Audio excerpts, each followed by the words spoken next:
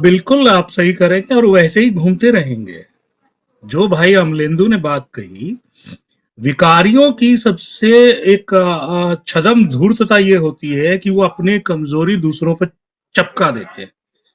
यानी कि अंग्रेजों ने भारत पे राज किया, उसकी नीति थी फूट डालो राज करो, लेकिन वो अंग्रेजों की नीति नहीं थी, वो वर्णवादियों की नीति थी।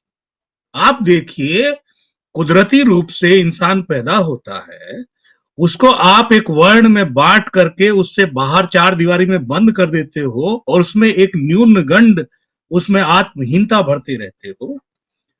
और ये जो उन्होंने अंग्रेजों ने देखा और उन्होंने यही उपयोग किया। दूसरी बात, बिल्कुल अमलेंदु भाई ने ये बात सही की, अयोध्या में राज करेंगे ये। दरअसल इनको अयोध्या में ही राज करना है। आप देखिए, भारत के आजादी आंदोलन के पहले भारत क्या था? ये जो वर्णवादी हैं या जो विकारवादी हैं, ये विकारवादियों ने ही तो देश के टुकड़े किए थे। कितनी रियासतें थी, कितने राजा थे, उनका कोई देश से कोई मतलब नहीं था। ये तो गली मोहल्ले के ही में राज करना चाहते हैं।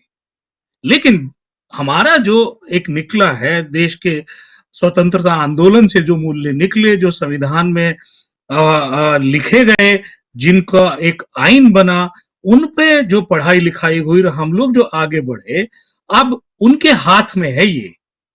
और ये तो जैसे राहुल भाई ने भी कही ये बात की, ये तो 24/7 इनका काम ही यही है। इनको देश पे शासन करना ही नहीं है, इनको देश को एक रखना ही नहीं है। आप ये जितना जल्दी हम लोग समझ लें, हमारे पत्रकार मित्र समझ लें और वो जनता के सामने जाएं। कई संकल्पनाएं हमको साफ करने की जरूरत है। मैं 1-2 मिनट लेता हूं। पहली संख्या ये है, पहला मुद्दा ये है बहुसंख्यकवाद। भारत में कौन बहुसंख्यक है? अगर किसी की जाति में वो उसकी संख्या ज्यादा है तो वो भाषा के आधार पर अल्पसंख्यक है। अगर वो किसी धर्म के नाम पर बहुसंख्यक है तो उसके अलग किसी जात के हिसाब से अल्पसंख्यक है। भारत जो है अल्पसंख्यकों का बहुसंख्यक देश है। इस पे मुझे लगता है आप 2-4 प्रोग्राम कीजिए और इसको लगातार लोगों को समझाने की जरूरत है। और ये यही करते हैं। ये क्या करते हैं, अभी आप देखिए कि जेएनयू में इन्होंने क्या किया, इन्होंने जो शिक्षाविद थे उनको हटा दिया और शिक्षा के नाम पर शिक्षा का खोल लिए जो पुजारी नुमा लोग हैं उनको वहां बिठा दिया। और जो पुष्प रंजन भाई की जो बात है, वो मुझे लगता है क्षोभ ज्यादा है कि भैया आपको बनाना बना लीजिए, लेकिन इनको बनाना है, जब भी आप इनको मंदिर कहेंगे तो आप इनको लाइसेंस दे देते हैं। अभी आप देखिए, ये भी शगुफा है कि 2000 जब अटल बिहारी वाजपेयी जी की सरकार आई थी और मीडिया का निजीकरण हुआ था, समेट रहा हूं मैं अपनी बात को, तो बहुत सारे चैनल खुल गए, बहुत सारे चैनल खुल गए, उसमें कई आस्था चैनल भी खुल गए। उसमें से इन्होंने नए नए जो समझदार लोग थे वो कथा वाचन के लिए तैयार नहीं हुए, तो इन्होंने बाकी जातियों के भी कथावाचक ले लिए। अब चूंकि इन पे सत्ता इनकी पकड़ में आ गई है, तो अब बाकी जो उन्होंने एजेंडा शुरू कर दिया कि फला जाति का कथावाचक नहीं रहेगा। तो इनका तो है ही ये एजेंडा। इनका और सबसे बड़ा टुकड़े टुकड़े गैंग है वो विकारवादी संघ है, जिसको भारत में आरएसएस के नाम से जाना जाता है। अब ये है कि इनका करें क्या। हमारे जो बाकी साथी हैं वो ये समझ रहे हैं कि भैया देश जो है संविधान से चल रहा है, चूंकि इतने दिनों में सरकार आई गई लेकिन संविधान कहीं ना कहीं खड़ा रहा। लेकिन 2014 से वो हालात नहीं है भाई। हमें उस बक्से से कि कभी एक शांति कमेटी होती थी, कभी पुलिस अपना काम करती थी, कभी अदालत हमारे लिए खड़ी होती थी, वो दिन चले गए। अब पुलिस से ये उम्मीद रखना कि वो आपके साथ खड़ी होगी, इससे ज्यादा मूर्खतापूर्ण और कोई बात नहीं हो सकती है। तो ऐसे अंधेरे काल में हमें क्या करना है?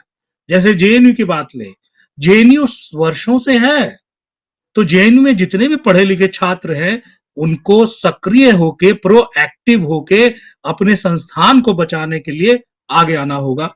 दूसरी बात कि जो युवा हैं उनको 24/7 जैसे ये षड्यंत्र में लगे हैं, ऐसे शांति संविधान के जागृति अभियान उनको चलाने होंगे।